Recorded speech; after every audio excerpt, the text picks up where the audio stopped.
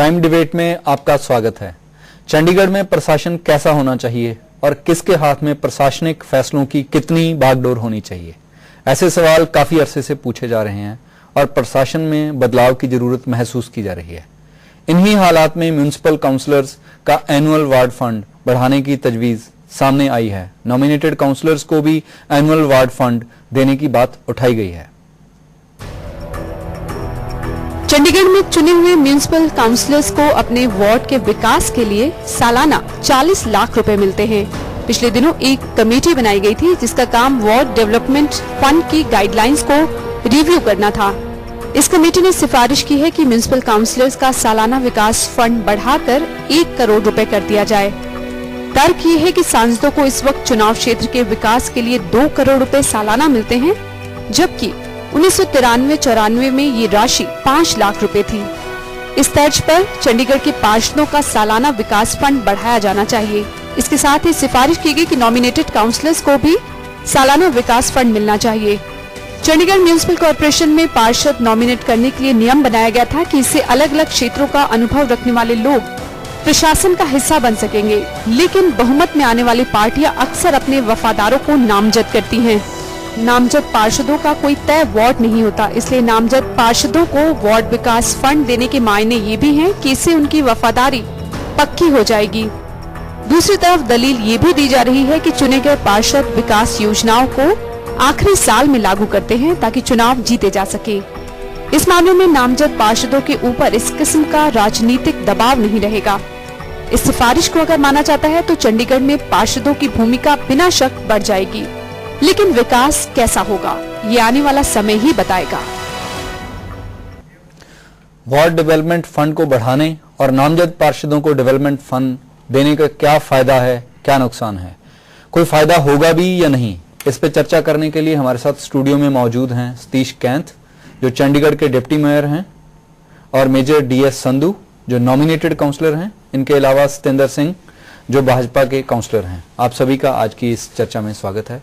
सतीश जी, मैं आपसे शुरू करता हूं। जिस कमेटी ने ये सारी सिफारिशें की हैं आप उसके हेड भी रहे हैं, क्या नुक्ते रहे हैं आपके सामने जिसके चलते हुए आपने एक तो वार्ड डेवलपमेंट फंड बढ़ाने और दूसरा नॉमिनेटेड जो काउंसलर्स हैं उनको वार्ड डेवलपमेंट फंड देने की बात की है?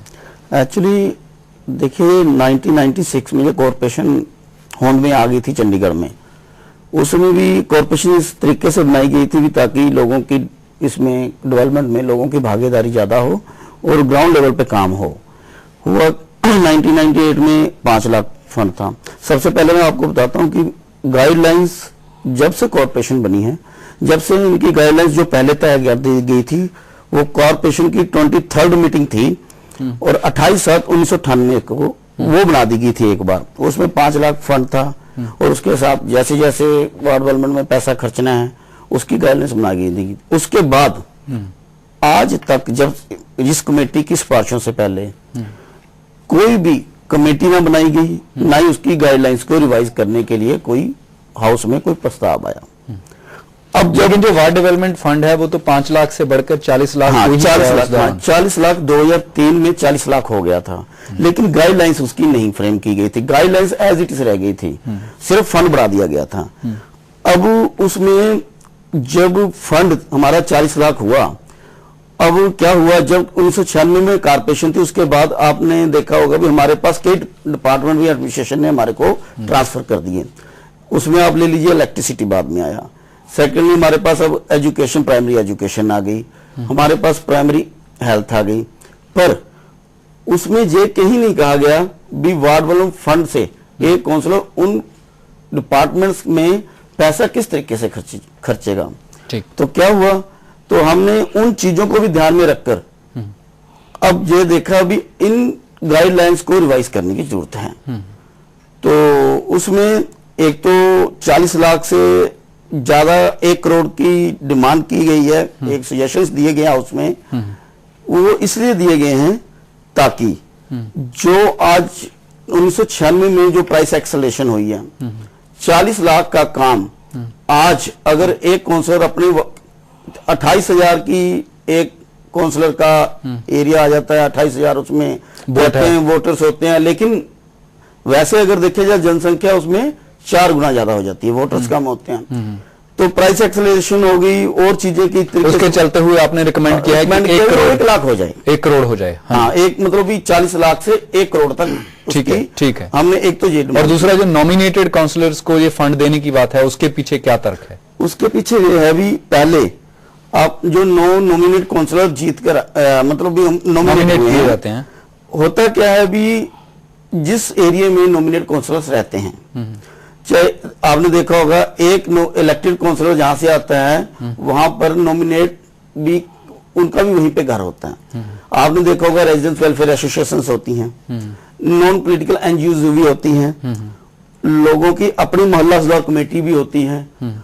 आपने देखा भी, हमने भी देखा है, जो महसूस किया भी, लोग कहते हैं हम नॉन पॉलिटिकल हैं, तो वहां पर पार्टी को छोड़कर लोग वहां पर रेजिडेंट वेलफेयर वैसे भी चाहते हैं भी हम जाए कांग्रेस में। तो इसका मतलब आप ये मान के चलते हैं कि जो पॉलिटिकल पार्टीज के जीते हुए कैंडिडेट हैं वो किसी ना किसी किस्म की पार्शियलिटी करते हैं जो नॉमिनेटेड काउंसलर नहीं करेंगे। आपकी इस बात से ये दलील? बिल्कुल कई जगह लोग आते हैं। आपका बिल्कुल नुक्ता स्पष्ट हो गया। संधू साहब, आप क्या सोचते हैं इसके बारे में? क्योंकि nominated, you are one of the nominated councillors और आपको फंड मिलने वाला, अगर ये सिफारिशें मान ली गई तो? पहली तो बात फंड की, कोई खैरात नहीं मिलने वाली। रीजन इज कि इसको जो ward development fund municipal corporation का सारी इंस्पिरेशन मिली है मेंबर पार्लियामेंट से लेड डेवलपमेंट फंड से। उनका क्या है कि 1994 में उन्होंने सोचा कि कुछ डिस्ट्रिक्ट लेवल पर काम करने के लिए जो मेंबर पार्लियामेंट है वो ज्यादा कॉम्पिटेंट है, इनको मालूम है, इनको डिस्पोजल पर फंड दे दिए जाए। वो तो ठीक हो गया कि जैसे एमपी को मिलता है उसी के तर्ज पे पार्षदों को भी मिलना चाहिए, वो तो नुक्ता बिल्कुल स्पष्ट हो गया। लेकिन अभी जो नॉमिनेटेड काउंसलर्स हैं, एक उसमें है जो मैं क्लियर करना चाहता हूँ। कई लोगों को ये है कि वो इलेक्टेड है इसलिए उनको मिलता है। मैं ये क्लियर करना चाहता हूँ, जो नॉमिनेटेड मेंबर्स पार्लियामेंट राज्यसभा और लोकसभा के हैं, हाँ जी, उनको भी अलाट है उतना ही रुपया जो है, जो कि 2 करोड़ है आजकल। हाँ जी। और साथ उसके एक कंडीशन उन्होंने लगाई है कि जैसे मेंबर पार्लियामेंट को अपने डिस्ट्रिक्ट में होगा, अपनी कॉन्स्टिट्यूएंसी में है, राज्यसभा का मेंबर जो है, क्योंकि उसकी कॉन्स्टिट्यूएंसी नहीं होती, जिस स्टेट से वो इलेक्ट होके आएगा उस स्टेट में कोई भी जगह वो अपनी ईयरमार्क कर सकता है और इन्फॉर्म कर सकता है। ठीक है। और जो नॉमिनेटेड काउंसलर है लोकसभा का, नॉट काउंसलर, म्युनिसिपल कॉर्पोरेशन का, लोकसभा या राज्यसभा का, उसकी अपनी कॉन्स्टिट्यूएंसी कोई नहीं है, वो एनीवेयर इन इंडिया वो कर सकता है। तो उसी बेस पर ये कई साल से इग्नोरेंस है या कोई और वजह है, वो ठीक हो गया कि उसी की तर्ज पे अब ये किया जा रहा है। लेकिन इसका फायदा क्या होगा चंडीगढ़ को? उसका फायदा ये होगा, पहली तो बात कि एक डिस्पैरिटी थी, क्योंकि जो पंजाब म्युनिसिपल कॉर्पोरेशन एक्ट है वो एप्लीकेबल चंडीगढ़ को हुआ, उसमें कोई डिस्टिंक्शन नहीं करी हुई, सिर्फ एक पैरा में मेंशन किया है कि इतने इलेक्टेड होंगे और non nominated councillor with voting rights. उसके बाद कोई डिस्पैरिटी कहीं इलेक्टेड नॉमिनेटेड का जिक्र नहीं है। तो आपको लगता है जब ये फंड मिलेगा तो सभी का रुतबा बराबर हो जाएगा? There are all councillors. हाँ जी, तो आपका नुक्ता बिल्कुल स्पष्ट हो गया। आप क्या सोचते हैं जी? मैं इस विषय में बताना चाहता हूँ, 2001 से लगभग कांग्रेस की कारपोरेशन है यहाँ पे चंडीगढ़ में। पिछली बार भी इनकी कारपोरेशन थी, हम 2012 में आए हैं, उससे पहले भी इनकी कारपोरेशन थी। पिछला हाउस था, उसमें 2 नॉमिनेटेड काउंसलर ने मूव किया कि हमारा वार्ड फंड 1 करोड़ होना चाहिए। उस समय हमारे कांग्रेस के साथियों ने अपोज किया उसको, भी ये नहीं होना चाहिए। आज क्या वजह आ गई, भी वही कांग्रेस, वही टीम आज कह रही है कि होना चाहिए। उसके पीछे कारण साफ है। पिछली बार बीजेपी और अकाली दल के काउंसलर बड़े कम थे, उन्हें पता था भी हम लोग मेजोरिटी में, हम मेजोरिटी में थी तो हम बना जाएंगे। इस बार फिगर्स उल्टी, 12 हम आए, 11 ये आए। तो आपने जैसे संधू साहब ने कहा अभी पहले, नॉमिनेटेड काउंसलर कब अपॉइंट होते हैं? जितनी बार 1996 से हुए आज तक, वो इलेक्शनों से पहले अपॉइंट हो गए। इस बार ये देखा गया भी इलेक्शन के रिजल्ट क्या आएंगे। इलेक्शन के रिजल्ट 17 दिसंबर को इलेक्शन हुआ, 19 दिसंबर को रिजल्ट आते हैं और इनकी नॉमिनेशन 19 दिसंबर के बाद होती है। पूरा चेक करके लेके आते हैं कैसे होना चाहिए, क्या नहीं होना चाहिए। उसके बाद तो इसका मतलब इसमें विकास की बात कम है, इसमें सियासत की बात ज्यादा है। अभी उनको लगता है भी हमारा नंबर गेम्स बिगड़ सकता है। तो पहले तो वोट आए, उसके बाद अब इनको जो इन्होंने पिछले इलेक्शन का भी आप देखिए क्या वोट परसेंटेज है, क्या क्या है, बीजेपी को क्या मिली, कांग्रेस को क्या मिली। तो उनको कैरी फॉरवर्ड करने के लिए, सबको रजामंदी करने के लिए, पीछे लोकतंत्र की भावना को खत्म करने के लिए ये हमारी कांग्रेस की कारपोरेशन 5 साल सरवाइव कर जाए, इस कारण ये मूव चला है। हाँ जी सतीश जी, ये सवाल बार बार उठ के आ रहा है कि जो नॉमिनेटेड काउंसलर्स हैं उनकी वफादारी पक्की करने के लिए ये सिफारिश बिल्कुल गलत बात है इनकी, क्योंकि नॉमिनेट काउंसलर, देखिए ये तो फैक्ट है कि इस बार पहली बार ऐसा हुआ है कि नॉमिनेटेड जो काउंसलर्स हैं उनकी नॉमिनेशन इलेक्शन के बाद हुई है, अदरवाइज ये पहले होती है। बिल्कुल ठीक और आपकी गिनती कम है। उसमें क्या है, उसमें तर्क है, उसमें ये जो तथ्य हैं वो तो तथ्य हैं, तथ्य तो है, लेकिन एडमिनिस्ट्रेटिव ग्राउंड पे गवर्नर साहब का एडमिनिस्ट्रेटर जहां पर प्रशासन का अधिकार क्षेत्र होता है, उस अधिकार क्षेत्र को हम चैलेंज नहीं कर सकते हैं। उसको हम पॉलिटिकली रंग देंगे, वो बिल्कुल कई बात ठीक नहीं है। चाहे हम बीजेपी से हो, हम चाहे कांग्रेस से हो, वो बिल्कुल गलत बात है।